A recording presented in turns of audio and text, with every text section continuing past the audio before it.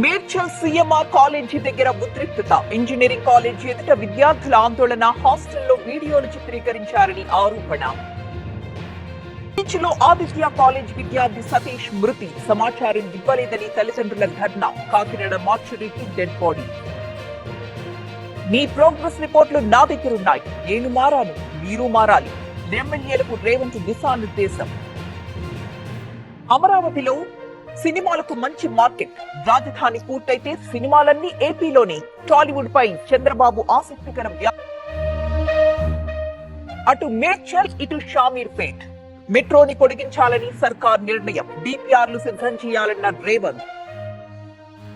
మల్లోజుల వేణు భార్య తారక్క లొంగుబాటు. సీఎం ఫడ్నవీస్ సమక్షంలో జనంలోకి మావోయిస్టులు. తారక్కపై 170 కేసులు, ₹1 కోట్లకు పైగా రివార్డ్.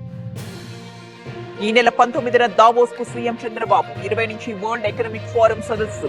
హాజరవుతున్న చంద్రబాబు, లోకేష్. రేపటి నుంచి ఫార్ములా ఈ రేస్ కేసు విచారణ. హాజరుపై లాయర్ల నిర్ణయం ఫైనల్ అన్న కేటీఆర్. కేసులో పసలేదని కమెంట్. పేర్ని జయసుధను విచారించిన పోలీసులు. 2.5 గంటల పాటు సాగిన ఎంక్వైరీ. రేషన్ బియ్యం కేసులో A1 గా ఉన్న జయసుధ. 24 కోట్ల రూపాయల సీఎంఆర్ఎఫ్ నిధులు విడుదల. సంతకం పెట్టిన సీఎం చంద్రబాబు. 1600 మంది పేదలకు ఆర్థిక సాయం. సీఎంతో పరిశ్రమ భేటీపై ఆగని రచ్చ. దిల్ రాజు, కేటీఆర్ వ్యాఖ్యల్ని వక్రీకరించారన్న ఎర్రోళ్ల. కాంగ్రెస్ తొత్తుగా మారిపోయారని సుశాంత్. రేపు రైతు భరోసాపై కేబినెట్ సబ్ కమిటీ సమావేశం. రైతు భరోసా విధి విధానాలు ఖరారు చేసే ఛాన్స్. సంక్రాంతికి ముందే రైతు భరోసా విడుదల యోచన. హైదరాబాద్ లో వ్యాపారవేత్త కిడ్నాప్, హత్య. ఎస్ఆర్ నగర్ లో దొరికిన మృతదేహం. డిసెంబర్ 28న కిడ్నాప్ అయిన విష్ణు రూపాన్. సిర్పూర్ ప్రాంతంలో పట్టుబడిన పులి. 2 రాష్ట్రాల సరిహద్దుల్లో కొన్నాళ్లుగా టెన్షన్. 4 గంటలు శ్రమించిన రెస్క్యూ టీం.